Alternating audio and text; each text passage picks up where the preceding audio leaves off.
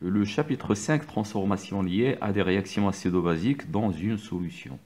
C'est le chapitre le plus long du programme de chimie deuxième bac. Et c'est le chapitre le plus important. Je peux dire que c'est le grand pilier de la chimie deuxième bac.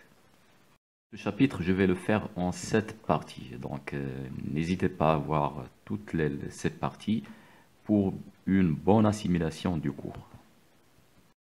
Et on commence par le premier paragraphe, pH d'une solution aqueuse. L'autoprotolyse de l'eau. C'est quoi l'autoprotolyse de l'eau? C'est tout simplement la réaction qui se passe entre l'eau et l'eau, c'est-à-dire entre des molécules d'eau. C'est une réaction acido-basique entre les molécules d'eau représentées par l'équation H2O plus H2O qui donne H3O plus H2O-. On dit que c'est une réaction acido-basique car les deux molécules d'eau, l'une se comporte comme un acide et l'autre se comporte comme une base, acide-base. Donc c'est une réaction acido-basique. Le fait que l'eau se comporte comme un acide et parfois comme une base, on l'appelle un ampholyte. Petit b, application. Dans cette application, on veut répondre à 3 questions. Ces 3 questions. Bon, d'abord, la mesure de pH de l'eau pure à 25 degrés Celsius donne pH est égal à 7. Bon, ça, on le sait dès le collège. La première question, écrire l'équation de la réaction entre l'acide H2O et la base H2O. Donc, on a dit que l'eau, c'est un ampholyte. Il peut jouer le rôle d'un acide et il peut jouer le rôle d'une base. Donc, pour écrire l'équation de cette réaction, j'utilise les deux couples acide-base dans lequel H2O intervient. Dans le premier couple, H2O, elle joue le rôle d'une base. Dans le deuxième couple, elle joue le rôle d'un acide. Je rappelle qu'un couple acide-base s'écrit AH, A-. AH est l'acide, A- est la base. Dans la première demi-équation, H2O gagne un proton H+, et donne H3+. Donc H2O, il joue là le rôle d'une base qui capte un proton H+, et se transforme en acide H3+. La deuxième demi-équation, H2O joue le rôle d'un acide. Il perd un proton H+, en donnant la base HO-. Donc, H2O plus H2O, ça donne 2 H2O. Et H3 plus HO-, et on simplifie par H+, H+. Et on obtient l'équation qu'on a déjà écrite de H2O qui donne H3 plus HO-, qu'on a appelé précédemment dans la définition l'autoprotolyse de l'eau. L'autoprotolyse de l'eau. La deuxième question, calculer les concentrations des ions présents dans la solution. Les ions présents dans la solution sont H3+ et H-. Donc, deuxièmement, calcul de H3+ et H-, les concentrations.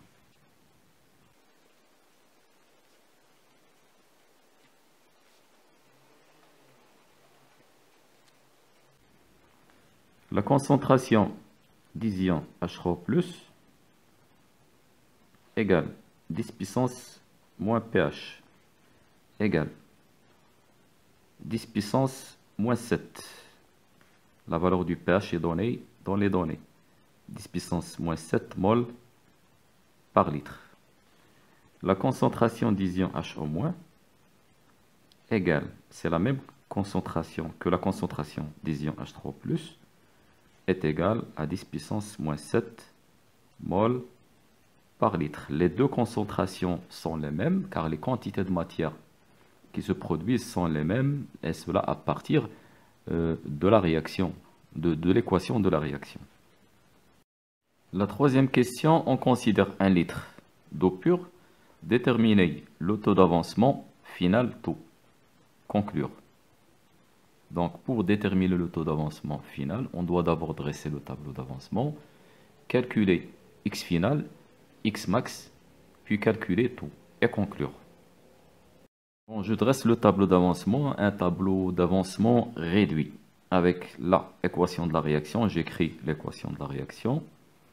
J'ai choisi T est égal à 0, l'état initial, et un état intermédiaire, T. La quantité de matière de l'eau, quantité de matière initiale, 1, 0.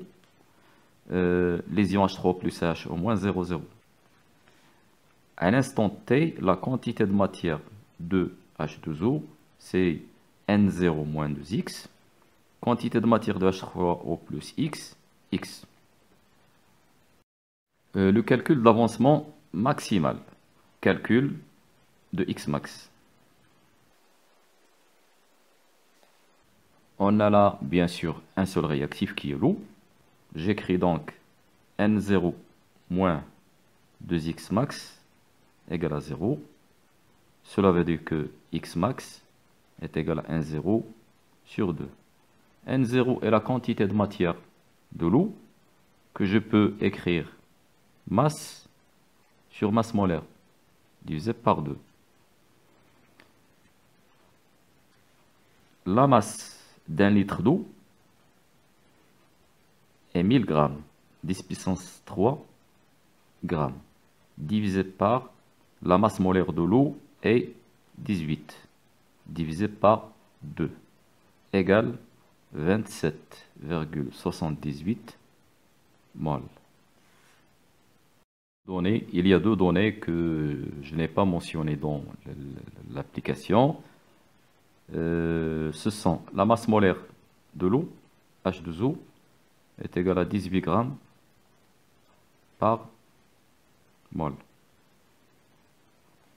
La deuxième donnée, c'est la masse volumique de l'eau. Masse volumique de l'eau égale 1 gramme par millilitre ou 1 kg par litre.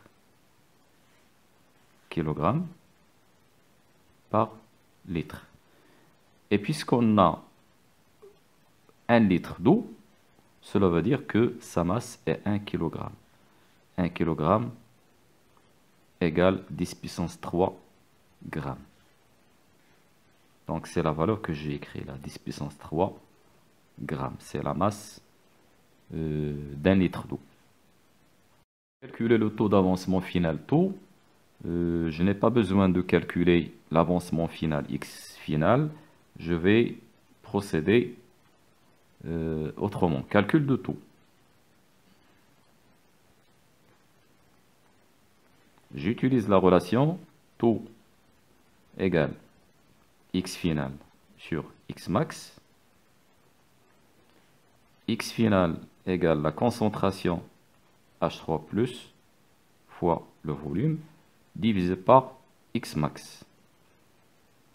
La concentration d'ion H3+, on l'a déjà calculé, 10 puissance moins 7 fois le volume qui est égal à 1 litre, le volume d'un litre d'eau, divisé par X max, 27,78. Et on trouve taux égal la valeur 3,6 fois 10 puissance moins 9. Cette valeur, c'est une valeur qui est très inférieure à 1. Donc, dans la conclusion, on va dire que l'autoprotolyse est une réaction très limitée. Donc, conclusion.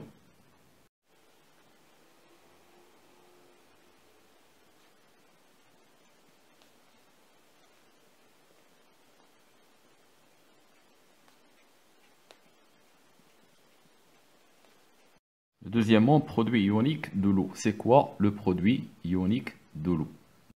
Le quotient de la réaction à l'équilibre de cette réaction peut s'écrire QR à l'équilibre égale concentration de H3O+ fois concentration de HO- divisé par, puisqu'on a là l'eau, on met 1. Donc c'est le produit de H3+ fois HO-. On peut écrire donc QR à l'équilibre égale concentration de H3+ fois concentration de HO-. Ce quotient à l'équilibre, c'est K, et qu'on représente spécialement pour cette réaction, qui est l'autoprotolyse, par KE. Cette constante d'équilibre KE s'appelle le produit ionique de l'eau. Donc, le produit ionique de l'eau, c'est la constante Ke, qui est égale à H3 plus concentration d'H3 plus fois la concentration de H en moins, les concentrations à l'équilibre. Bon, maintenant, si on veut calculer la valeur de Ke, on sait que la concentration de H3 plus est égale à 10 puissance moins 7 et la concentration de H en moins 10 moins 7. Donc, à 25 degrés, Ke est égal à 10 moins 7 fois 10 puissance moins 7, qui est égal à 10 puissance moins 14. Deux remarques à faire à propos de la constante Ke. La première remarque, c'est que la valeur de Ke croît avec la température. Donc, généralement, on utilise 25 degrés, dans laquelle Ke est égal à 10 puissance moins 14. Mais si on a une température qui est supérieure à 25, Ke, sa valeur va être supérieure à 10 puissance moins 14. La deuxième remarque, pour des raisons pratiques, on utilise pKe défini par pKe est égal à moins log de Ke.